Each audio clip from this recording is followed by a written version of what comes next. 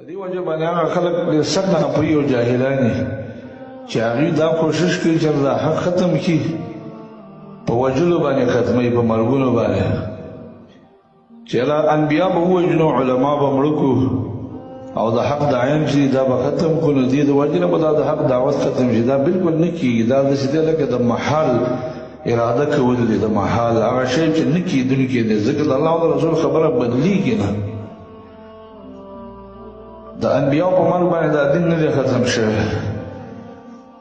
د صحابو په مرګ باندې هغوی په شهادتونو باندې عمر رضی الله عنه بشانه شخصیت شهید شو،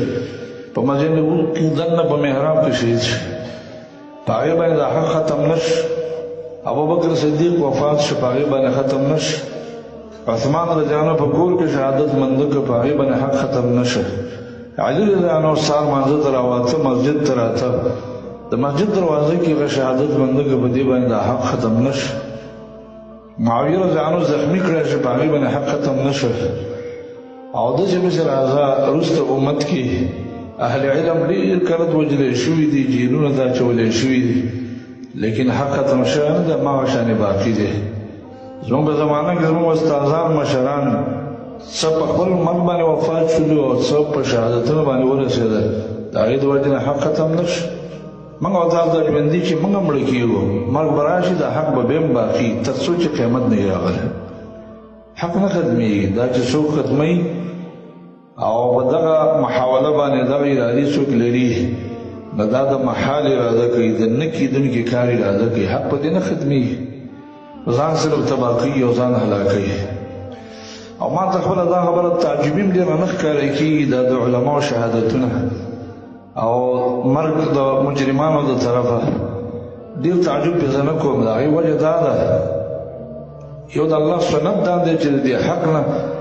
الله نیکان خلک څوک چې خوښ یې هلته قربانوي. دا د الله طریقه ده چې کوم بندګان د الله خوښ دي هغه د دې حق نه قربانوي، د اوچتې درجو د ورکولو دپاره. سنت یې داسې دی. مانځه په دې ابتدا کې سب ته چې ودرېږي نو موږ دا دعا وایو چې اللهم آتني افضل ما تؤتي عبادك الصالحین. یو صحابي دا دعا وکړله، نو نبي صلی الله علیه وسلم ورته وفرمایل چې ځن کله که ته دغه شی غواړې، د دې دعا معنا دا ده الله ماله بهترین شی راکړه چې کومې نیکانو بندګانو ته ته ورکړې. وإذا تقتل في سبيل الله ويعقر جوادك او كما قال. په دغه وخت کې چې ته کله دا شی غواړې نو تا ته به شهادت ملاویږي او ستا اس چې دی دا به د الله په لاره کې وجلی کېږي. افضل ما تؤتي عبادك الصالحین، الله چې نیکانو بندګانو ته ورکوي، کوم بندګان یې خوښي، نو افضل ترین شی هغه شهادت دی، هغه وله ورکوي سره د مال د تللو نه، چې مال هم دې لاړ شي او دارنګه د هغه روح هم لاړ شي. دا افضل ترین او بهترین شی دی چې الله یې هغه بندګانو ته ورکوي کوم یې چې خوښي. نو دا د الله تعالی سنت دی یو چې د خپل دین نه داسې خلک قرباني. انبیا علیهم السلام یې قربان کړي دي. ورسره د دې امت په باره کې دا راغلي دي صحیح حدیث کې چې لتتبعن سنن من کان قبلکم شبرا بشبر وذراعا بذراع او حظ النعل بالنعل.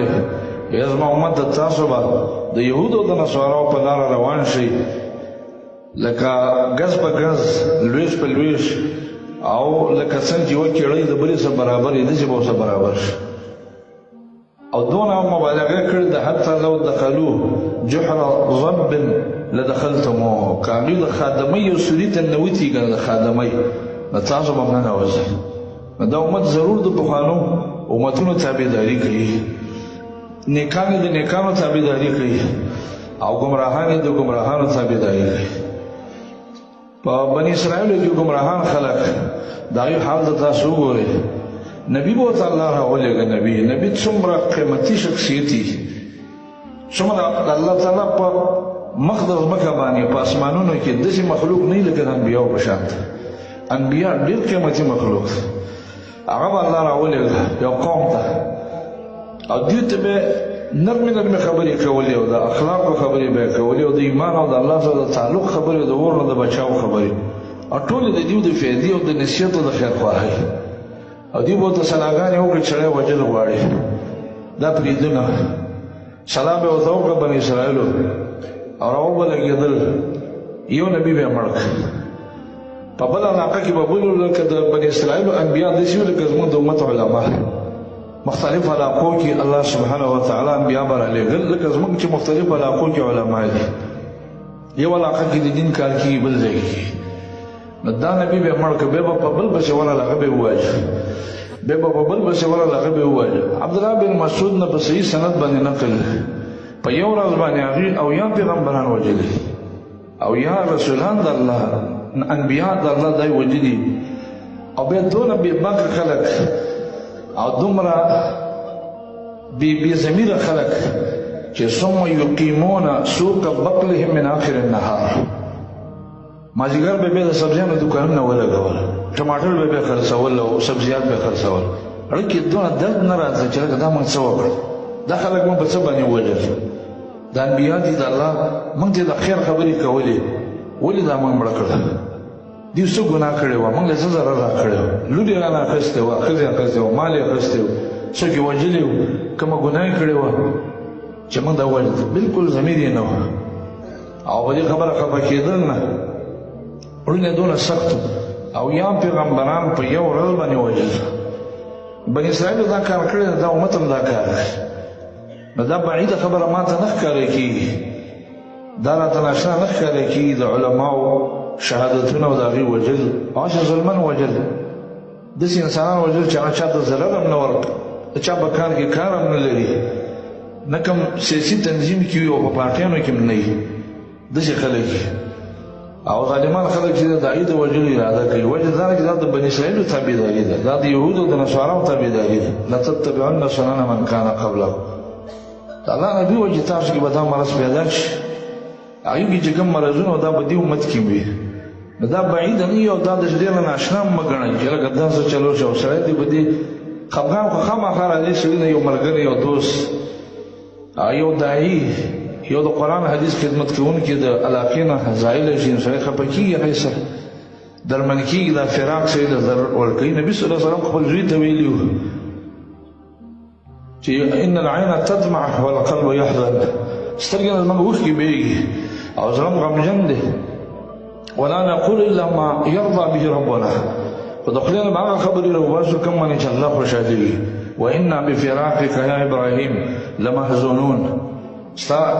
په فراق باندې ابراهیم موږ غمجن یو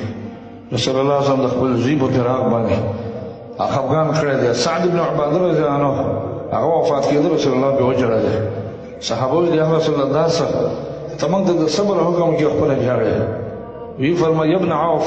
انها رحمه دا د سترګو چې اوښکې کوم رابېږي دا د الله رحمتي جعلها الله في قلوب عباده الله د بعضې بندګانو وړونو کې دا رحم اچولی چې زړه درمن کېږي د یو عالم پسې د یو مؤمن پسې د یو خپلوان پسې یو معصوم پسې زړه درمن کېږي په دې باندې الله سبحانه وتعالی رانیول نه کوي بلکې دا کمال دی